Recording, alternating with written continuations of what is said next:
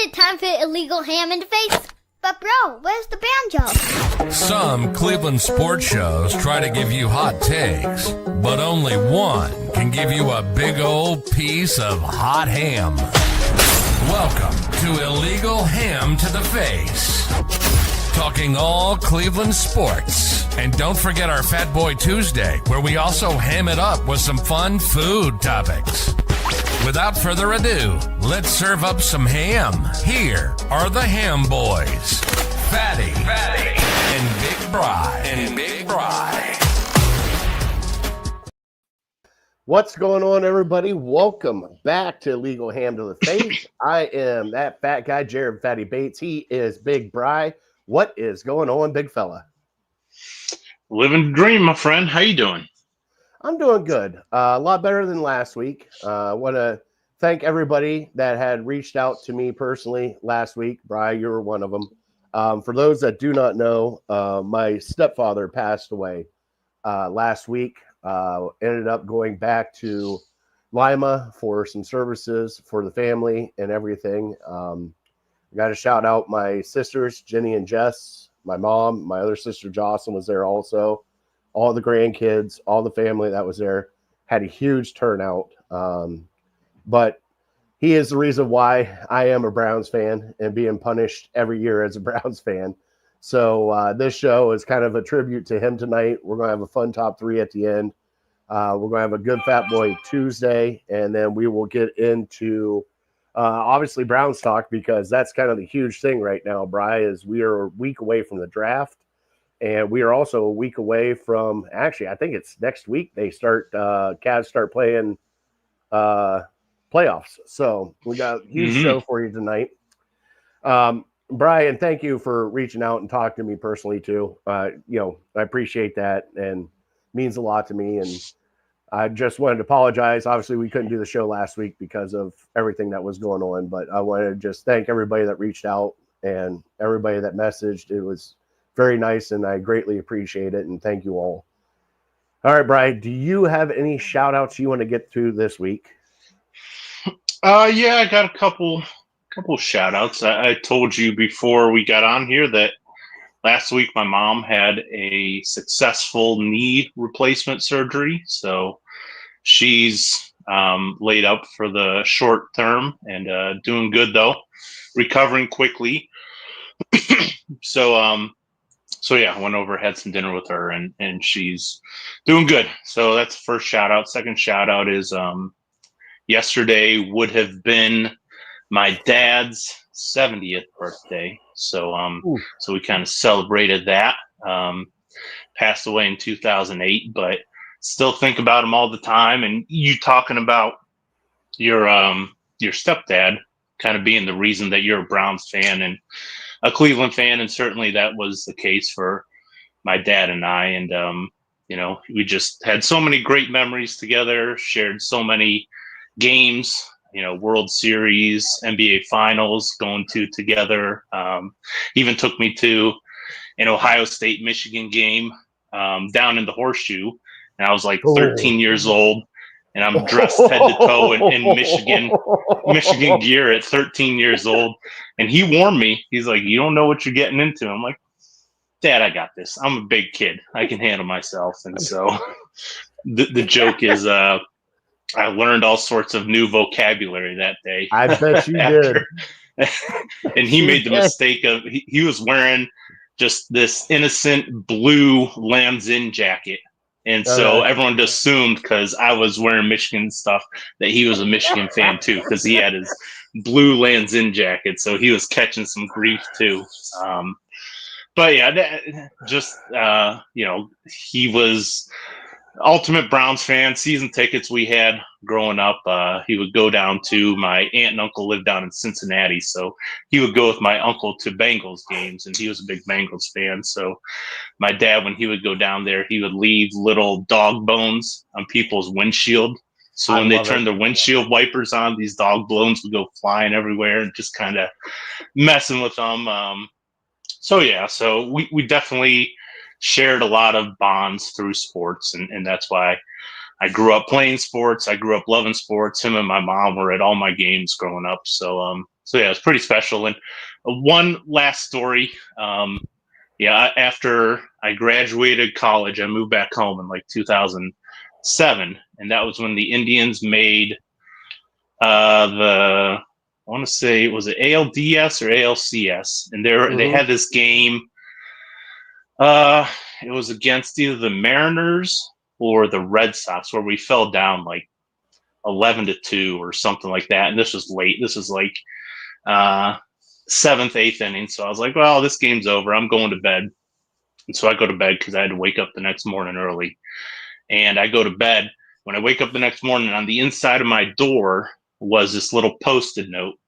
And it said front and back, told me the Indians came back, won the game, and explained exactly how they did it. Well, this guy got a hit in the 9th. This guy homered in the 10th or 11th. So, like, he stayed up and watched the whole thing by himself. And I'm sure he was just chomping at the bit to wake me up and celebrate with me. But he kind of harnessed all that energy, and he sat down and he wrote it all out for me. So this was the day before, back before we had cell phones and smartphones, and the first thing you do is go to ESPN.com in the morning. So I had no idea. So I wake up to this, and I was just overjoyed. So that's kind of a special story that'll stay with me forever. So, yep, yesterday was a special day for us.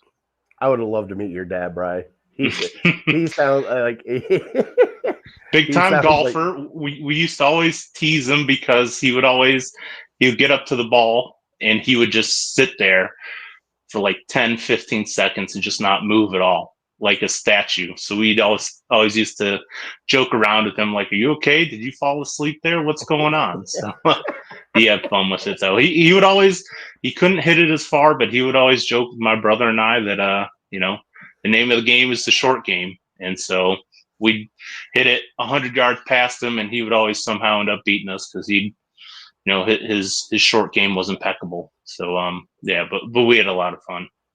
Oh my God. You got to meet Jeff. He came out to my diaper party. You said the first thing that you remembered was him wearing a Trent Richardson jersey. And he was so excited about that. And next thing you know, the next year they traded him for a first-round pick, which probably was one of the best picks that ever happened to. But yeah, it was. I remember that because I laughed so hard because we were at Razzles and everybody came in with diapers and we were at the pool table playing. And next thing you know, like, not even thinking about it, because my dad and him got along, pretty good. Like, they really did. But to watch both of them sit and start playing the jukebox together and just start picking out songs, I was like, all right, here we go. This is awesome. So, you just, you see a fellow Browns fan, especially at a bar. In this case, not everyone in Cleveland's a Browns fan, but I saw him sitting there watching the draft intently. He had his Trent Richardson jersey on, and, there was just that instant connection, like, oh, what do you think the Browns are going to do with this next pick? And so, we sat there talking Browns for probably half an hour, just kind of hanging out. So, yeah, that was my one and only experience with him, and it was a great one, a positive one. One more thing before we get in the show. I remember, so in his basement, dude, he had Brown stuff everywhere. I mean, it was the 87 Browns poster. He had football signed, everything else. The one thing that always got me was he had a 6-pack of beer, and it was a dog pissing on the Bengals. And this was the big rivalry. It was before, like, Pittsburgh really got bad. It was like him and his buddies, because he had 2 buddies that were Bengals fans and he had 2 buddies that were Browns fans, and they would travel to both games. They would go down to Cincinnati for the game. They would come back to Cleveland for the game. And he bought that 6-pack of cans as a gag for his buddies in Cincinnati. And seriously, it is just a picture. It's all orange and brown, but it's a dog just pissing on a Bengal. And I loved every minute of it. I remember that. I laughed so hard when I saw it. I'm like, what kind of beer is this? He goes, yeah, you probably don't want to drink that now. He goes, but back in the day, like, he got it back from like 1980s, man. It was like 82 or 83 he got it. So, yeah, fun stuff.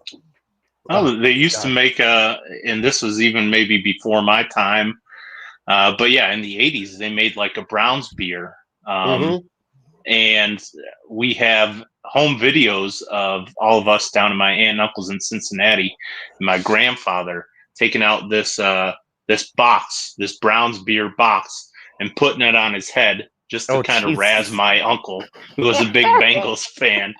And so, yeah, it's always been a fun rivalry, I feel like, between the Browns and the Bengals. It's not like, Pittsburgh and Baltimore, we kind of, we have a little bit of hate for them. But yeah, Browns Bengals has always been fun, at least in my family, because I have family that's down there, and we kind of enjoy razzing each other. Oh my God, I love it. I love it. All right, Brian, you want to get into our show, start doing some trivia? Yep. All right, our trivia is brought to you by City Dogs Cleveland, where you can adopt a beautiful puppy as soon as I find a picture like this face right here. Go out and help out a city dog if you can. Please adopt, volunteer, or donate. We would greatly appreciate it. Look at that face, Brian. How can you say no to that face? And also, I believe in June, they are doing the 5K. Also, May 31st, Bry, is the Bark in the Park, the Mac for the Mutt, Top Dog Tailgate at WJ Lodge in Berea. So mark that on your calendars. We have been invited, Bry. Big Boy has said, he goes, hey, you guys need to come. You guys haven't been here in a couple of years. So we got to start making an event. So we will try to make it for that. And cornhole, they got a whole bunch of other stuff. Flip Cup is what they're known for too, which, Bri, I am not the greatest at, but I can play some cornhole. But go out. I'll carry you in Flip Cup. You carry me in cornhole. Sounds like a plan. I love that idea. A deal? That's a great deal. All right, let's play our trivia. Bri, you were doing trivia tonight, and here we go. Yep.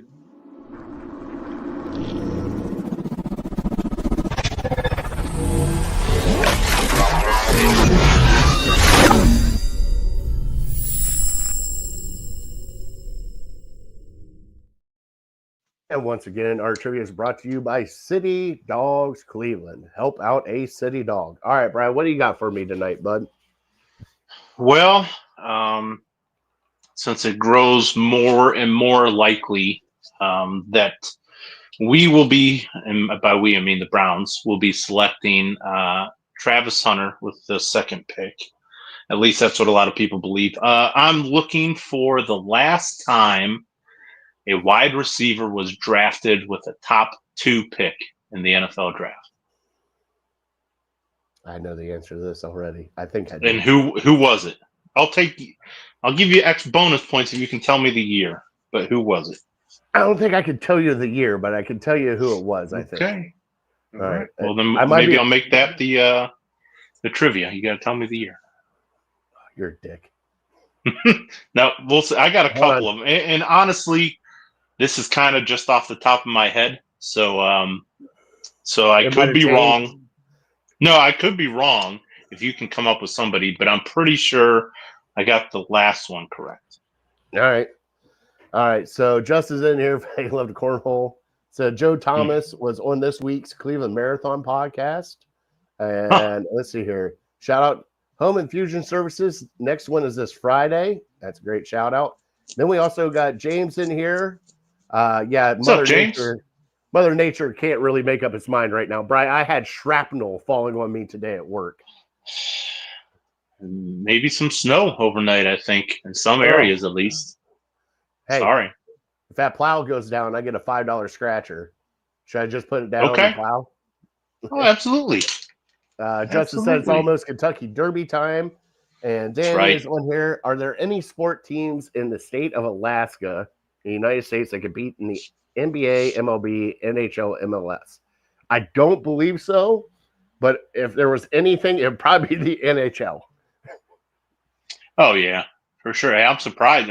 Probably just because the distance, but it's no further than Seattle to New York. No, I'm sure Anchorage could have a team, right? Yep, absolutely. Juneau? Yeah. Justin said it was windy here. Power went out at work. Yeah, it was. We had rain. We had rain, and then snow, and then rain, and then shrapnel, and then more rain, and then more shrapnel. It was a crappy day today here in Cleveland. Started out nice. At least where I was, it was sunny all morning. We had clouds, but it wasn't bad. And then, man, once that wind whipped off the lake, holy cow. It was beautiful. It was 72 degrees yesterday, Bri. I mean, I got a sunburn. I got to deal with this today. Ugh. This is April. Maybe even parts of May. All right, well, Bud, let's get into some Browns talk. Let's bump the Cleveland headlines.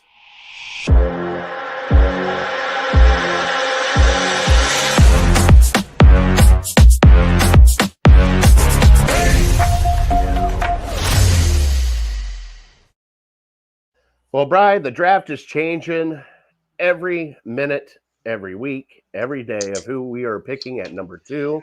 I think we've had 6 different people now that we're picking at number 2. It's getting kind of ridiculous, but the one great thing, Bri, is guess what, bud? We are wacko for Flacco. Joe Flacco is back in Cleveland. You got to get excited about that, Bri. Yeah, he's better than Kenny Pickett. So if that's what you're asking me, do we improve our quarterback room? I believe so. You know what I loved is Kenny Pickett still going out there saying, "No, I'm competing for the starting job. I'm competing for the starting job. I'm competing for the starting job." Like, okay, I'm glad they told you that, but buddy, they can tell you that, and I don't think you are. I think it will probably start out Joe Flacco as a starter this year. Well, I just yeah. So if they really truly wanted Kenny Pickett to be the starter, I don't understand why they would bring Joe Flacco in. Because let's go back like a year, maybe a year and a half. Like you ask every Browns fan, who are your 2 most hated quarterbacks in the NFL? Probably one would have been Deshaun Watson for a lot of them, and 2 would have been Kenny Pickett. And so the reason they didn't bring Joe Flacco back is because they knew how popular he was with the fans. And so they didn't want all that noise in the quarterback room with the fans, game day just chanting for Flacco. And so so now that's the same case. Browns fans don't like Kenny Pickett. He hasn't done anything for us. A lot of us see him as a terrible Steelers player. So the fans are 100% on Flacco's side. So how could you ever have a quote unquote competition and say Pickett is now our quarterback?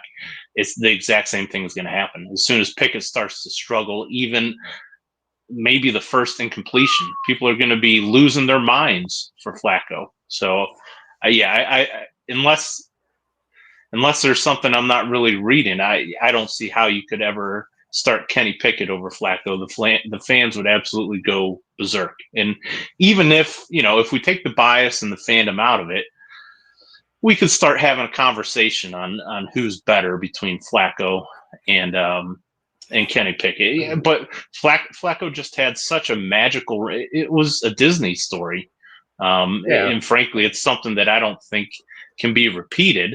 But in Browns fans' minds, they think he's Tom Brady when he went to the Buccaneers. That's kind of how they view him. I mean, Bri, he did win comeback player of the year. He beat out a guy that died on the field. How does that happen? The guy died on the field and came back to play football, and Flacco beat him out. I'm just excited because at least it gives us a path of where the Browns are going at quarterback now. It gives us but only for a year. I get that, Bri. I get that, but at least it's a path. Like beforehand is like, are we handing Kenny Pickett the keys to the kingdom? Okay, we've been arguing for the past, well, not last week, but past 2 weeks beforehand. Oh, yeah. Are we drafting Shedeur Sanders at 2? Well, Brian, this kind of solidifies that I don't think they're drafting Shedeur at 2. I think they're going to go best player available or trade back. And Travis Hunter keeps coming up. Travis Hunter. Week before, it was Abdul Carter. Week before that, it was Shedeur. Brian, I don't even know what they're going to do, but I'm happy that we have a true veteran in here that actually knows the system, did well in the system when he was here, and can maybe teach baby hands something. I mean, I think they're going to have a competition, and I use that in quotes because it's going to be, we're doing a competition, see who's going to be a starting quarterback, and then unless Kenny Pickett just blows their mind and is just miles above Joe Flacco, they're going to give it to Joe Flacco. And at that point in time, Bri, yes, it is a Band-Aid on the leak that is the Cleveland Browns quarterback room. But you could also say you have a veteran in there who has been to Super Bowls, playoff games, has seen everything. You could draft somebody later, dare I say our 33rd pick or 32nd pick, even later than that if we have to. But it leaves you room to go get the best player available at 2. And if you don't want the best player available at 2, you can trade back. A lot of people are now – I heard Anthony Lyman today. You should be happy about this. Talk about trading back and getting the defensive tackle from Michigan. I've said on here before, I'm not a huge Mason Graham. I think he'll be good. You know, he's a safe pick, but I don't think he's going to be like a Jalen Carter. You know, that honestly, I think a better value for the Browns is going to be the other Michigan defensive tackle, Kenneth Grant, at 33. He's not worth a top 10 pick, but I think he's going to, him and they're not really similar players, but I think they'll have kind of a similar impact. And I think Kenneth Grant would be a good one at 33. But getting back to the Flacco stuff, there's part of me that thinks this is just kind of the Browns throwing the fans a bone. And the staunch Flacco people will think I'm just being a hater, but I think the Browns looked at this and they said all the terrible PR that we got from Deshaun Watson, and after striking out time and time again on any other potential quarterbacks, Russell Wilson, who knows if they're ever really interested in Daniel Jones, Kirk Cousins, they're just asking too much. I think this is like, well, we're backed into a corner. At least we can make our fans happy. Let's get this guy. Maybe he still has a little something in the tank, but at least our fans will be happy. Nobody's going to be coming for us and telling us we're doing a terrible job because we got a fan favorite for him. You know, here's your shiny present. And the analogy I kind of think of is, you know, remember growing up, I was a big Transformers fan growing up. Oh, God, yes. And so my favorite Transformer was Bumblebee. You remember Bumblebee? Oh, yeah. He was like the little yellow bug.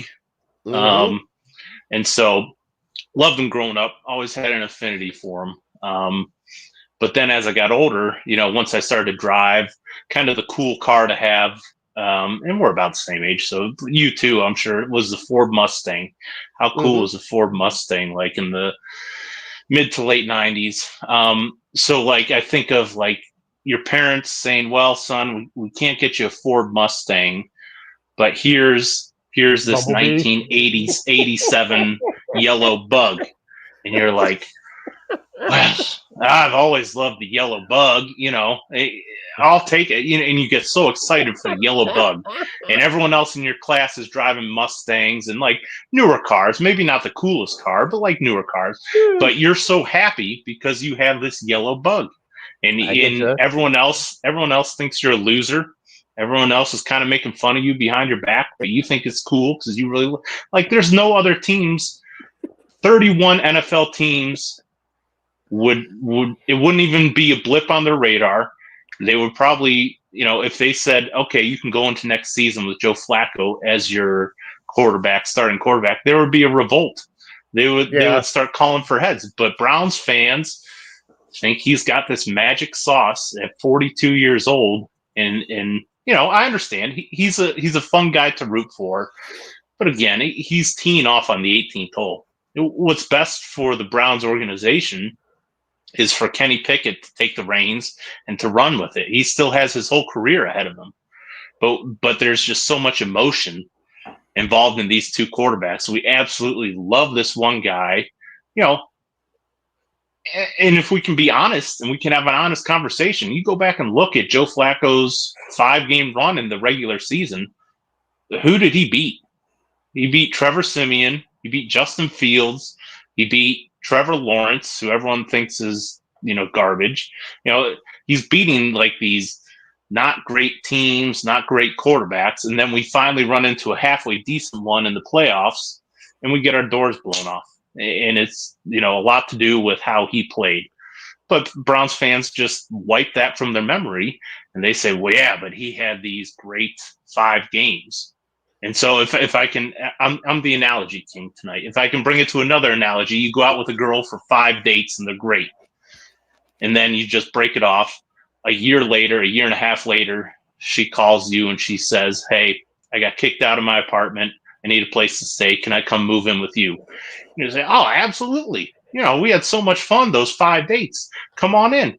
I'm committing to you. You move in with me. Like, that's what the Browns are doing. The Browns, it was a fun run with Joe Flacco, but now you want to, are you committing to him? Is him being your starter? You're saying you're our guy?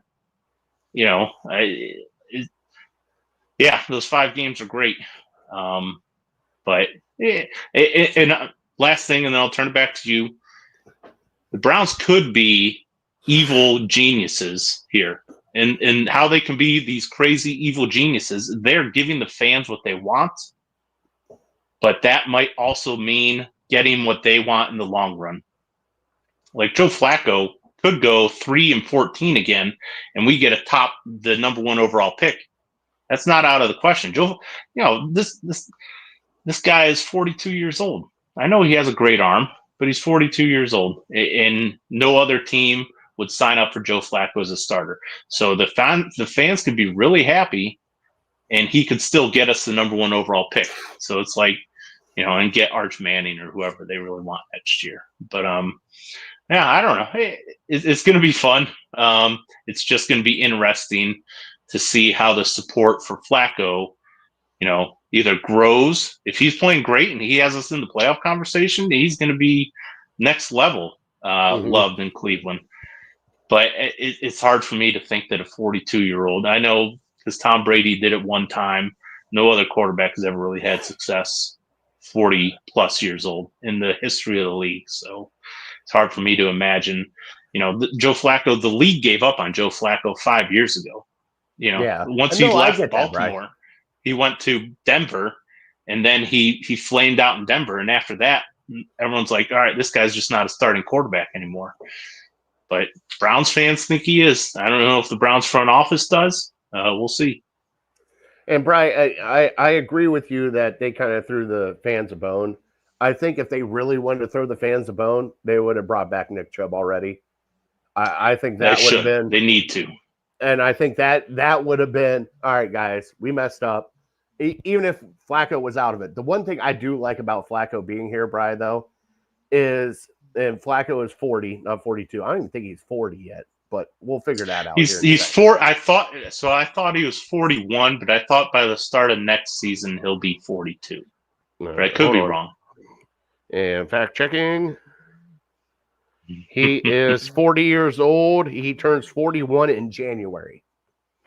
Oh, okay. Well, hey, we got a 40-year-old quarterback, not a 42-year-old quarterback. Shoot, cheers to that. Maybe I'm all wrong about Joe Flacco.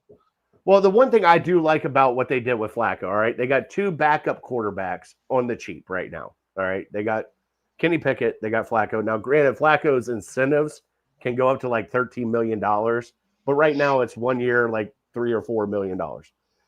What I like about this, though, Bri, is now we are not looking at them trading away assets to get Kirk Cousins, who I believe is just another Joe Flacco right now and would come in here and not change anything.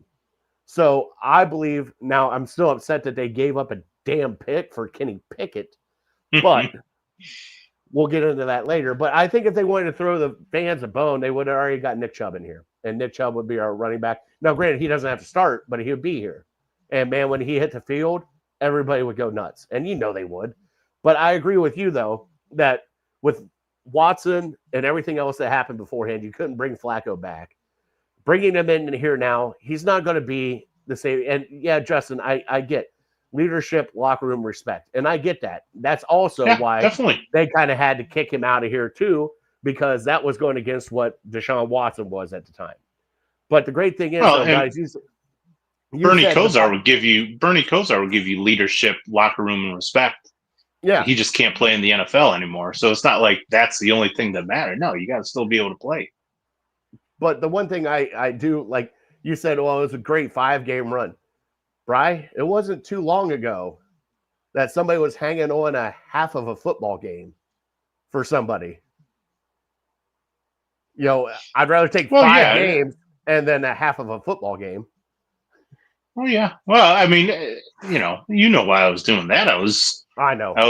I was trying to convince myself that this guy we paid $230 million and we committed to for 5 seasons is actually going to be something. If Joe Flacco was 27 and we had him locked up for 5 years, I would make every excuse in the book for Joe Flacco. The great thing is like the actual signing, Brian. I don't know if you knew this or not, but seriously, like it had to be 18 hours before they signed Joe Flacco. Deshaun Watson put out another video on Instagram of him working out and trust the process and all that stuff. And it was like Andrew Berry went like this. Hold my beer. I got this. And we're going to sign Joe Flacco. This guy has got to realize he's done here in Cleveland, right?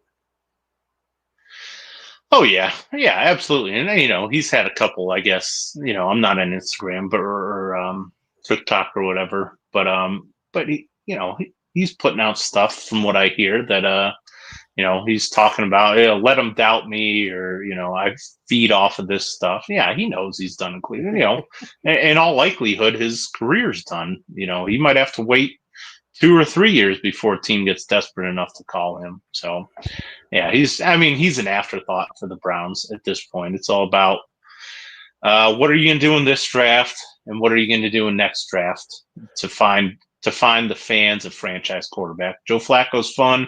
We can celebrate it. Some people celebrated it like LeBron James came back to the Cavs in 2014. I hear people on the radio. Hey, welcome. You know, thanks for calling in. Where were you when you heard the news that Joe Flacco was coming back? I'm like, are you kidding me? You know, is it this big a deal? Is this life-changing moment like when LeBron came back? But you know, in a franchise and a fan base that has pretty much everything gone wrong for them for the last year plus, you know, this is something that fans can celebrate. So, right, this isn't even a year plus. This is like 30 years now. Well, yeah, I'm just saying. You know, let's not forget we went to the playoffs a couple years ago.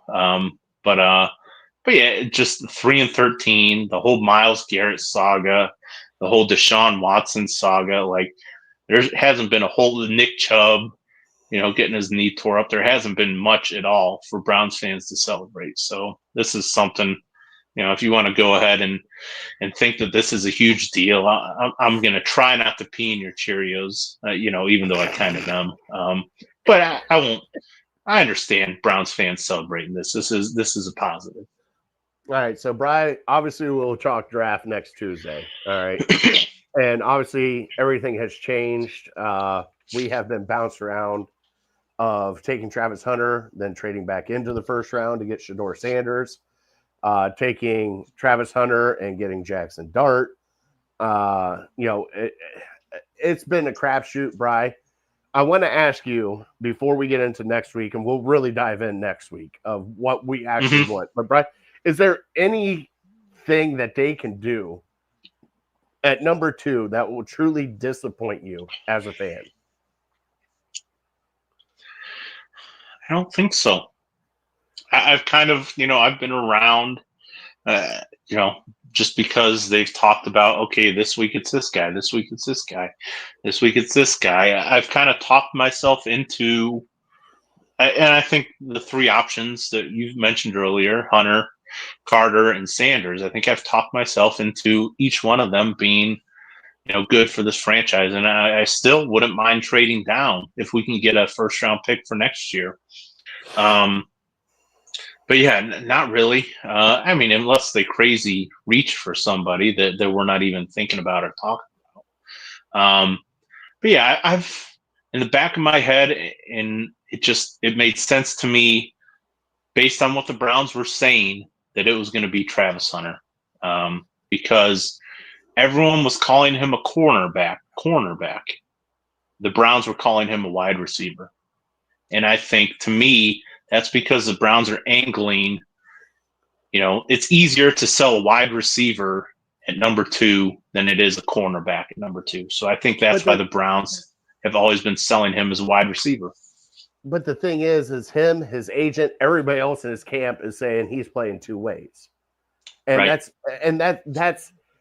the one thing. I'm not saying that he is. And the other thing is like Mel Kiper came out and said, this is the best grade I got on anybody since John Elway. He is. Yeah, but and I hear. I wonder if that's because Kiper. he's grading them as two separate positions. Like, okay, you're a 98 here and you're 95 here, so let's add those two together and take the average. You know, that has to play into it because he's not the best cornerback to come out since John Elway. And he's not the best receiver to come out since John Elway. So, you know, it definitely has to do with, well, he's the Shohei Ohtani of football, and he can be very good at two positions.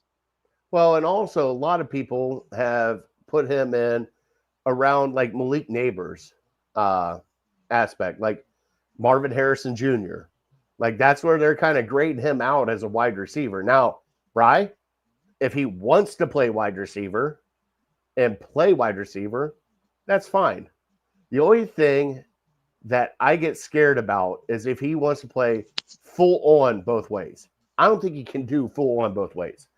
I think if you're wanting to use him as a cornerback, you have got to do it on like a third down passing down. Like send him out there to cover a slot receiver or something of that nature. If that's what you're wanting to do, if he's wanting to play both ways, he cannot do it consistently. I don't think he can. I don't think his body can handle it. He already did it all through college, Bri. And your body can only take so many hits. And I'm not saying that, you know, he might be the unicorn because everybody's going to blast me for this. Like, why are you talking down about this guy? Blah, blah, blah, blah, blah, blah, blah. It's not any of that. It's just your body can only take so many hits. And once that last hit you take, would you rather take it as a top wide receiver or a top corner? And that's kind of like the limbo that he's in because I still don't think that he would be a number one wide receiver. I still don't think he is a number one cornerback. Now, would he be a solid number two? Probably. But I just don't. He's athletic. I'm not saying he's not elite, but he's not elite at one. And everybody's telling me that he's elite at wide receiver and he's going to be one of the next great wide receivers. Well, if that's the case, why did Colorado not play better? Because mostly you get an elite wide receiver, they can take over a game. And I'm not saying he hadn't taken over games, but you had a top quarterback prospect plus him, and you can only muster up so many wins. I mean, what do you think, Bri? Yeah, I'm with you that that my biggest concern about Travis Hunter is durability. And, you know, if he was 6'1", 6'2", 220 pounds, I wouldn't have as many questions as I do. Dude's 180 pounds, and some people think he's even lighter than that. And I think I heard Tony Grossi say no player has ever been drafted in the top 2 under 200 pounds. So he's a frail guy, and I know you know. Look at you and I. And any human can put on weight relatively quickly, relatively easily. But we're talking about right now, and I look at him, and I don't know really how the measurables stack up between him and Jerry Jeudy. But I look at him, and I think he has like a body type of a Jerry Jeudy. So for us to have like two kind of frail, slim wide receivers, that causes me some concern. And, you know, I don't believe he's had many injury concerns up to this point in his career, but the NFL is just a different game. And so, yeah, that's the real issue I have with Travis Hunter is even if he just plays wide receiver, I have some concerns about him getting through 17 games. But you're telling me he's playing both sides of the ball? Yeah, that's going to, you know, intensify my concern for if he can make it through a full season. So yeah, I think, I don't know. I'll let the Browns, if they draft him, figure out what's the best way to split his reps between offense and defense. It sounds like, from what I've heard, it would be almost easier for him to be defense and then moonlight as a guy, wide receiver on offense, on passing downs, whatever. But I almost think he could do kind of both. Why do we need him out there on first and second down on defense? I don't need him trying to tackle a Derrick Henry, in an open field. No. He's just he's gonna get flattened. And so put him out there when it's third and long, and he can cover guys, because that's his specialty. So, there's part of me that's concerned, because everyone talks about how he's a great cornerback, and he's like an elite cornerback and a very good receiver. And so we're going to play him mostly on offense, and we're going to lose out on an elite cornerback that's in our locker room. So it's just going to be all about finding that balance. Like I said, I just, his weight, I wish he was a bigger body, like a Jamar Chase or something like that.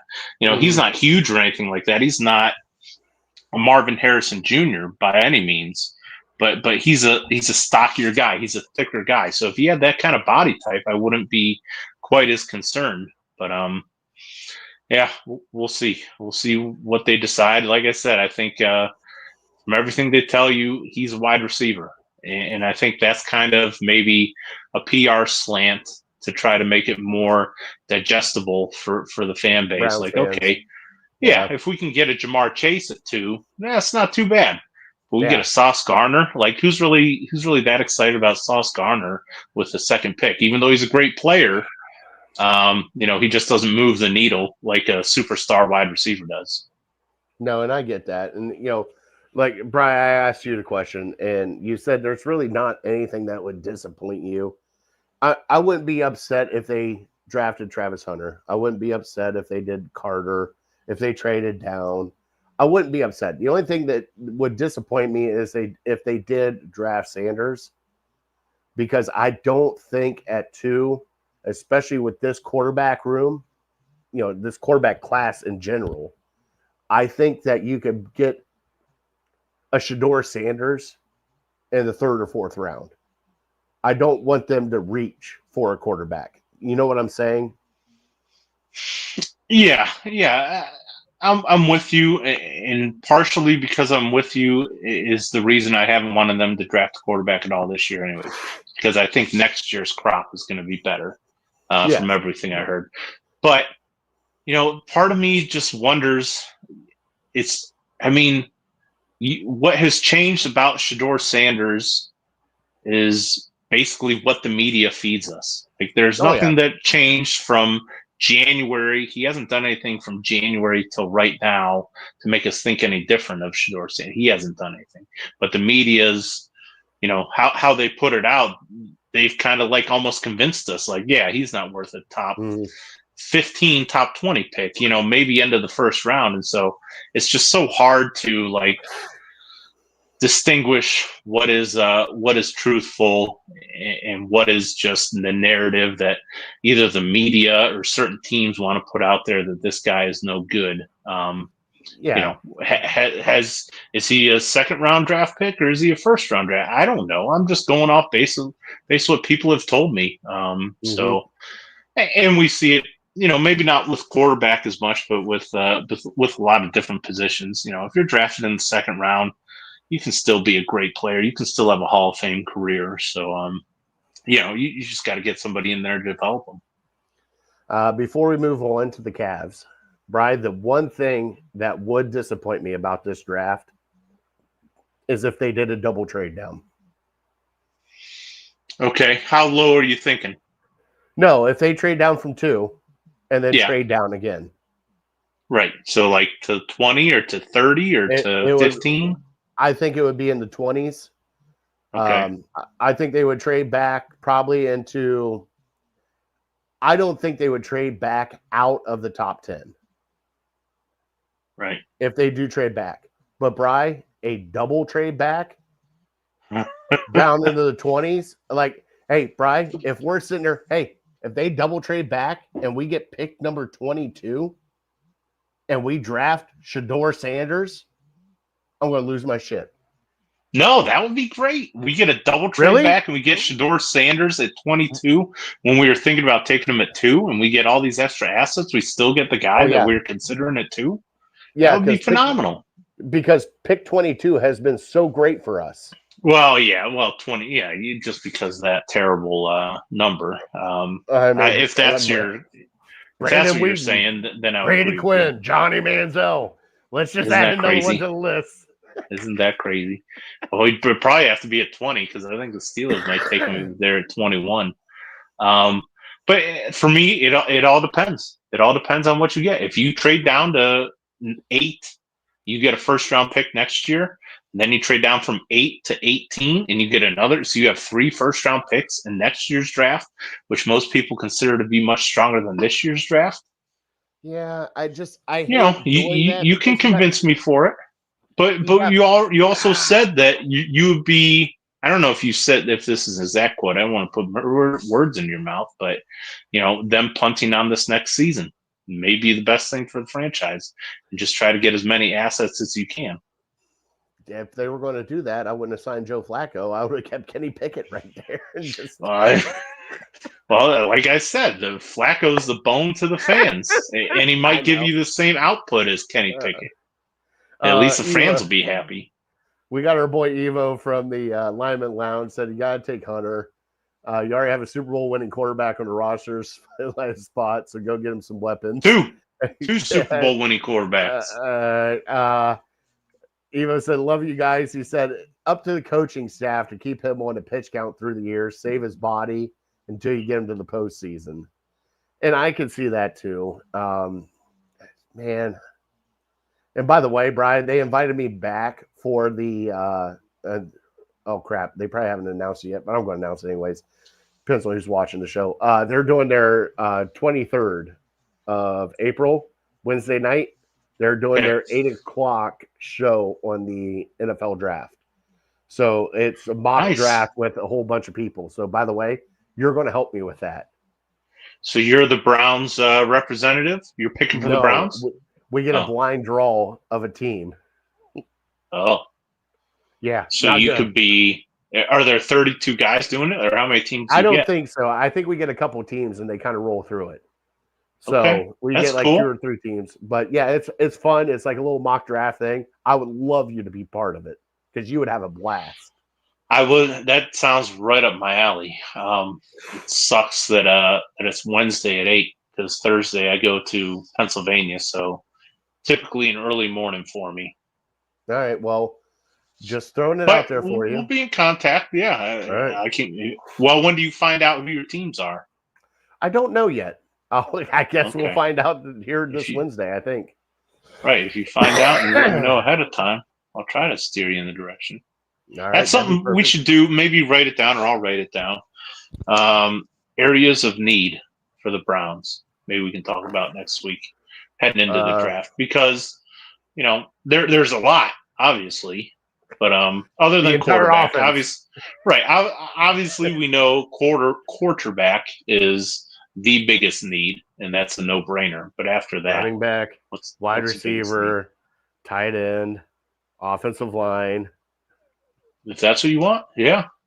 I mean, it's all of them, Bri.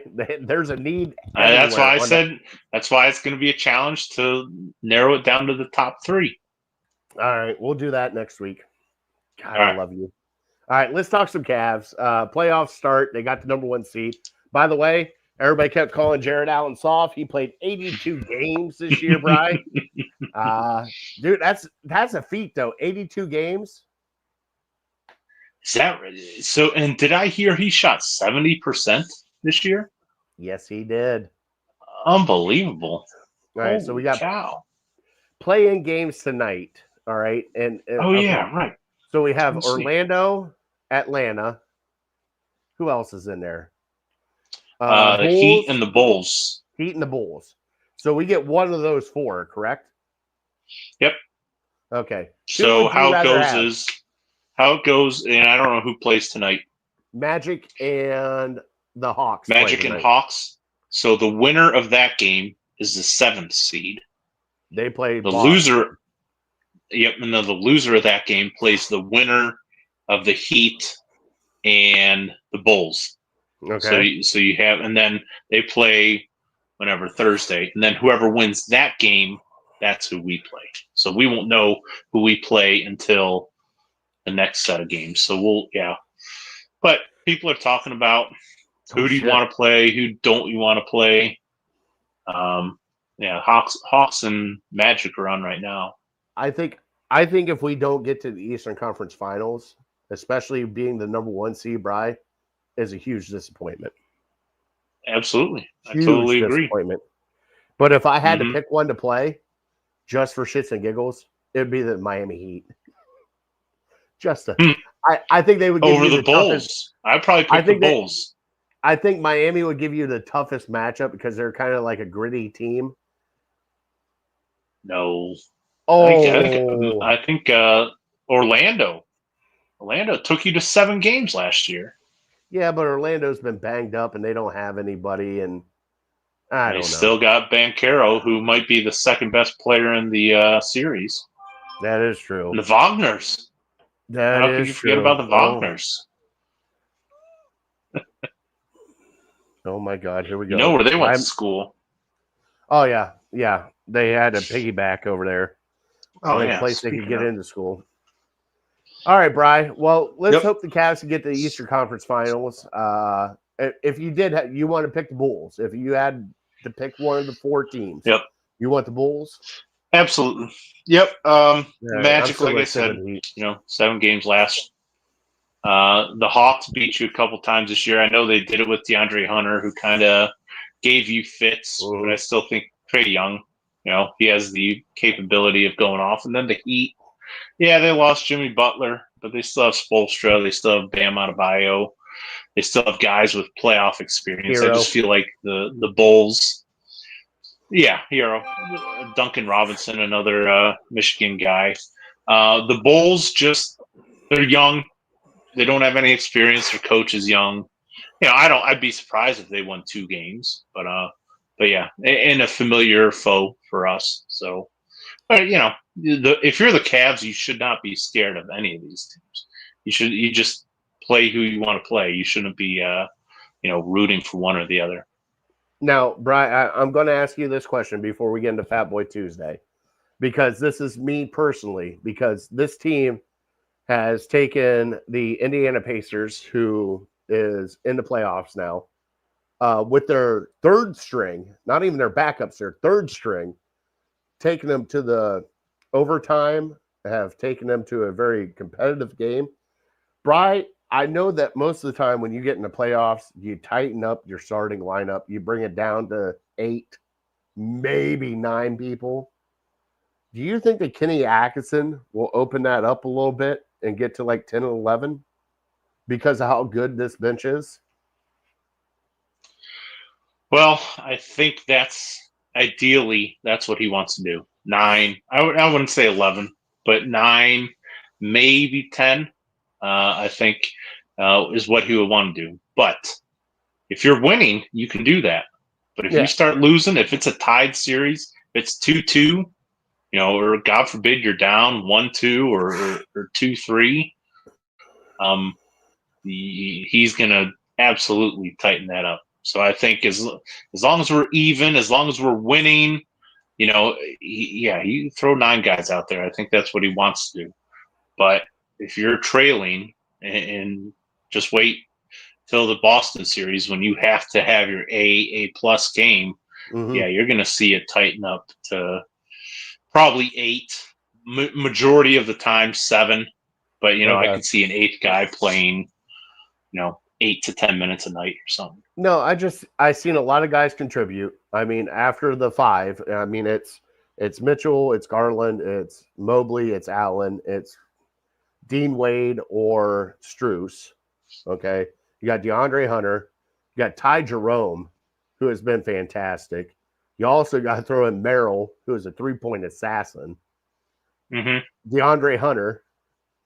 You said Hunter. I did say Hunter. Okay. Take it back, DeAndre Hunter. Isaac Okoro. Tyson. Okoro, yes, definitely. So there's 10 guys right there that you could play that would give you solid time. And then Jalen Tyson.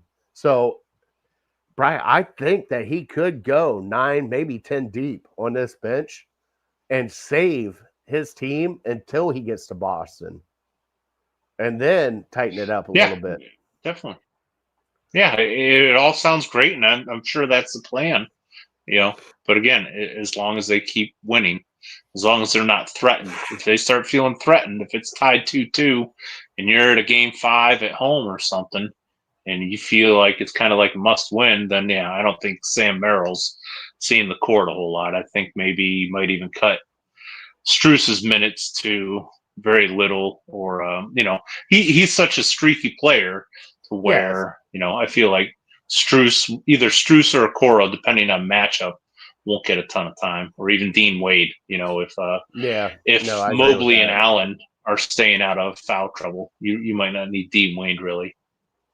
No, I agree with that, but Dean Wade stretches the floor pretty good though. Yeah, so much of the minutes are going to be about matchup for the series. Yeah. So no, I get that. If one team runs a bunch of small guys and quick guys, then you might not need Dean Wade. But if they're bigger guys, then you're going to need his size. All right, Brian, you ready for our Fat Boy Tuesday? Let's do it. Let's make a quick Fat Boy Tuesday, and we'll get our top 3 and finish up trivia.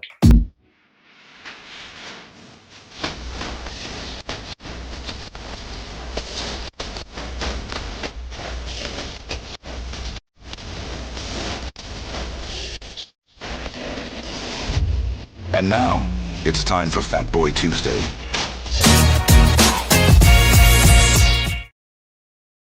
All right, so it's quick Fat Boy Tuesday tonight. Now, Bri, my wife brought this question to me, and I'm going to bring this question to you, okay? You have your choices. You have A and B. Choice B is one movie to watch for the rest of your life.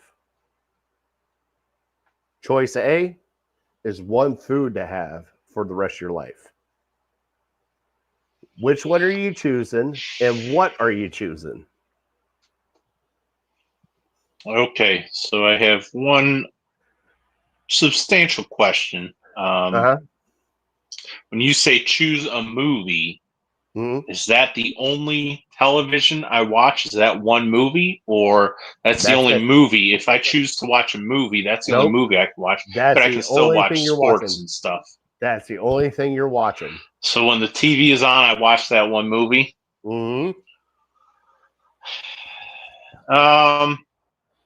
I would probably choose one movie for the rest of my life then. Okay. I think you could develop, you can find other habits to do other than just watch TV or movies. Even sports. I guess sports would be tough, but you could always listen to it on the radio or something like that. Or, that would be tough missing out on that. But, food is something you do every single day. How could you eat the same food every single day of your life? So yeah, I'd probably have to choose a movie. What about you? What movie would you choose? Oh, that's a good question. I think it'd have to be something. Oh boy, I was not prepared for this. I feel like it'd have to be something to put me in a good mood. Okay. I wouldn't want to watch It the Clown or a scary movie or a depressing movie. I would need like a comedy. Something to put me in a good mood. And so I would need a comedy with some substance, too, like a storyline. Not really thinking it through too hard. Probably Tommy Boy, it's always been one of my favorites. It's kind of a dumb comedy, but it still has a storyline. It's one of those ones that you can turn on and catch at any point in time in the movie. Right. And you know where you're at. And it's not too dumb, like Dumb and Dumber or, some of these other ones. Superbad's also a pretty good one. Whenever that's on, I find myself kind of watching that a little bit. But yeah, there's probably a bunch. But it'd have to be a comedy classic. Okay. All right. So I went with your choice. Okay. I went with movie too. And mine, and I don't know why, and I could watch it all day, every day. I can fall asleep, wake up, watch it again. The movie Cars. I don't know what it Never is. seen it. The one with Tomater and Lightning Larry the McQueen. Cable Guy? Yeah, I could watch that all the time and just be okay. Like even background noise. I don't know what it is about that movie that I could just dumb everything else out, and I could just anytime it's on, I'm watching it at night to fall asleep to here in the house. Turn on, I'll watch it. I don't know what it is, but the movie Cars does it to me all the time. Now, Bri, if you did have to choose a food, what food would you choose? Oh boy. Gosh. So if I say pizza, does that mean I'd have to have pepperoni pizza for the rest of my life? Or could I do like buffalo chicken pizza one day and breakfast pizza another day? It's the extravagant of everything. So if you want pizza, you'd have to eat pizza for the rest of your life. But it still has to be pizza. It doesn't matter what toppings are on it. It'd be pizza. Yep, I'd be all right with that. Yeah, I can always roll it up and make it like a roll up or a sandwich or fold it together like a calzone. Yep. If you give me the option to where I can put whatever topping I want on it, then sure, pizza. Okay. I came up with one that kind of floored my wife because obviously, I mean, look at me. It's like chicken wings or deep fried foods or whatever. The one that got me, Brian, I had to think hard about this. And granted, I love burgers. Brian, that's why we do Fat Boy Tuesday. We love food. But the one thing, if I had to eat for the rest of my life and not get tired of it, would probably be Chipotle. And the only reason why is you can make a salad, you can do a burrito, you can do a burrito bowl. There's different. But you're saying you're picking an entire restaurant. So could I pick Wendy's? Me. Well, you could if you want to, but you pick pizza. Pizza anywhere else is going to be the same pizza. So, okay, let's just put it this way. Mexican food. Would that be better? Okay. If I put a gyro around it? Okay. All right. I can get down with that. It might change my answer, but I don't know if it would. James is in here with the movie Forrest Gump. All right. Oh God. Yeah. Great movie. That's a great movie. You know, it's almost like I don't watch the entire thing very often, but it's almost like a bunch of like mini movies of him growing up. And you know, everybody will say like the Christmas Story. Can't even say that. Brian, I think I've only watched a Christmas Story in its entirety one time in my entire life. That's too bad. No, it's just I wake up. Oh shit, it's back on again. And 10 minutes here. 15 minutes there. All right, Brian, let's do our top three, and then we will do our trivia.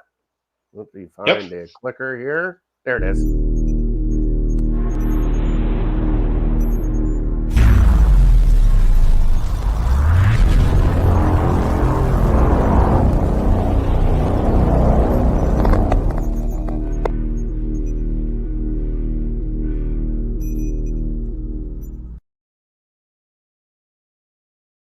Now, Brian, I'm going a little nostalgia on you tonight because I'm going off of my stepdad and things that we used to do game time for any games that we would watch, kind of nostalgia.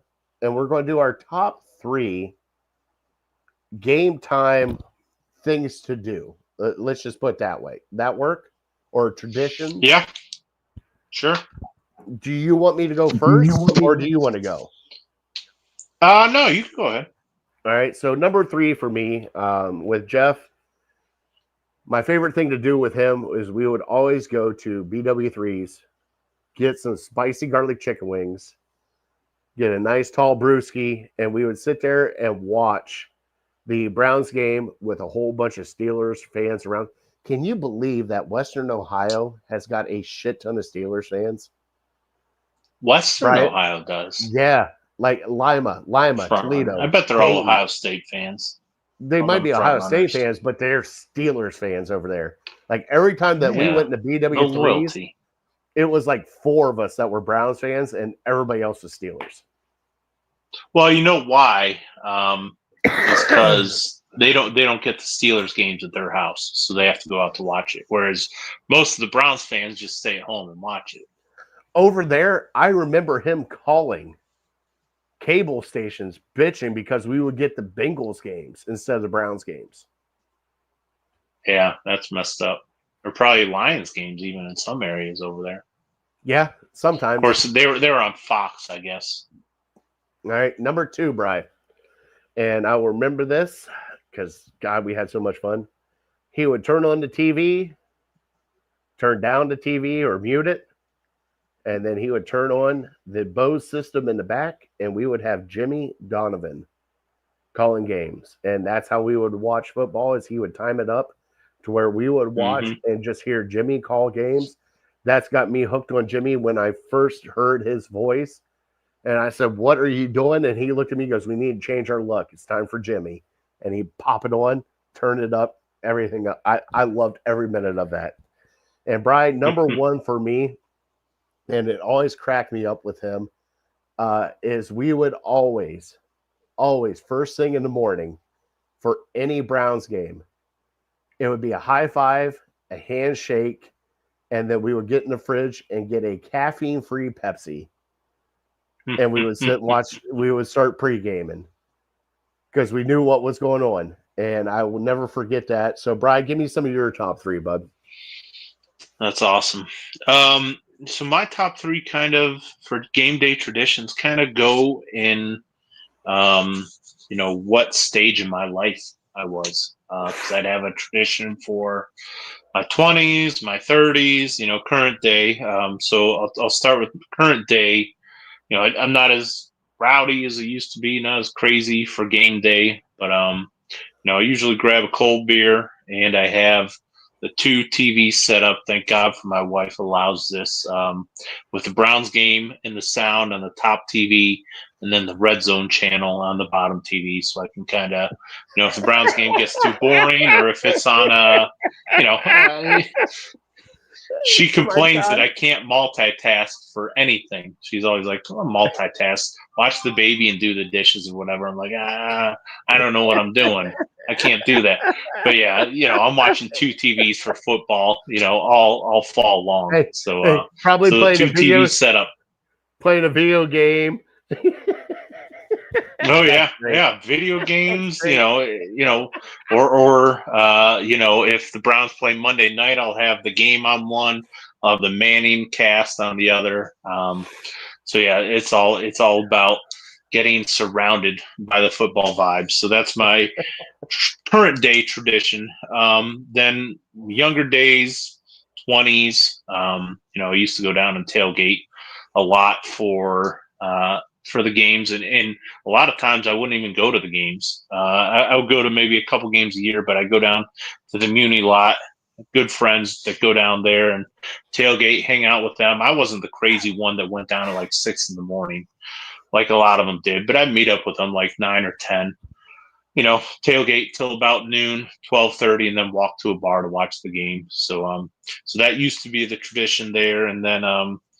Number 1, I think back to going to games with my dad, and we used to go to the Lizard up by that was kind of our go-to spot when it was up by. Now it's moved around a couple times, but the Lincoln Lizard up by East 9th, Jacobs Field, the Q.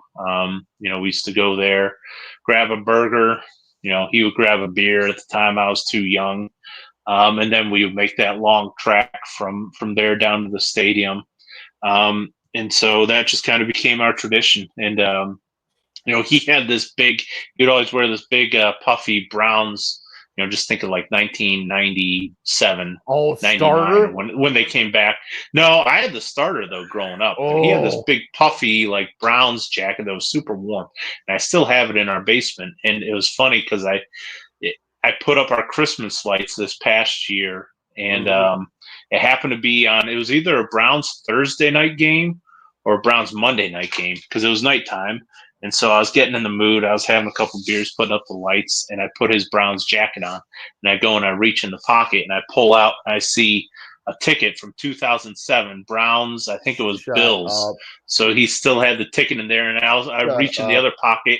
He has a receipt for an 18 pack of Bud Light.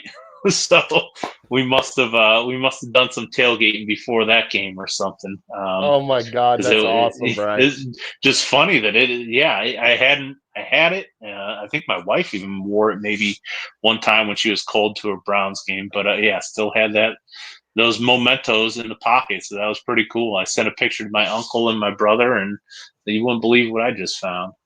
Oh my God, that's awesome, Brian. Oh, that's great. Like we started laughing. We started going through Jeff's stuff, and the Indians, and I say Indians because he was not a fan of the move of the Guardians, but the Indian, the hats, the baseballs that are signed. Dude, he had, like, my sister's like, do you want some of this? I'm like, no, give it to my nephew. Like, I was there for most of this. Like, one of those balls is mine. Like, it was amazing. I just remember trips to the ball field with him. And him and I, like, when I was like 12 years old, just going downtown, we would stay next to 150th, hit the RTA, and head up to the fucking stadium. And just, it was great. So, but did you ever go to the games at the old stadium or always Jacobs Field? It was always Jacobs Field. Now, with my dad, I went to the old stadium, and that's when I almost got killed. By a foul ball? Foul ball, third baseline. I reached out, thought I was slick and I could catch it, and it hit the tarp. And when it hit the tarp, it was going like 106 miles an hour. And thank God my dad's reflexes were still good then, because he grabbed me by my ass britches and yanked me back in the seat. And I could feel the air from that ball pass my face. Yeah, I'm sure. I believe it. Probably hear it too. All right, let's do our trivia. Let's close out the show, Bri. So you said a wide receiver picked in the top 2. Last wide receiver picked in the top 2 in the NFL draft. The one that comes to mind the most is Megatron. You got it. Yep, I believe, if memory serves me correctly, that was correct. Yep. Do you know a year? 2009. I'll tell you, the Browns had the number 3 pick in that draft. And Didn't they picked somebody at number 3. 2007. 2007. I was close though. 2007. Yeah, you were close. That was the Jamarcus Russell, Megatron, Adrian Peterson, Brady Quinn draft. I remember watching that at B-Dubs in Bowling Green. So there were 2 others since 2000, and one I forgot until I heard his name today. Do you remember for the Lions? Another guy?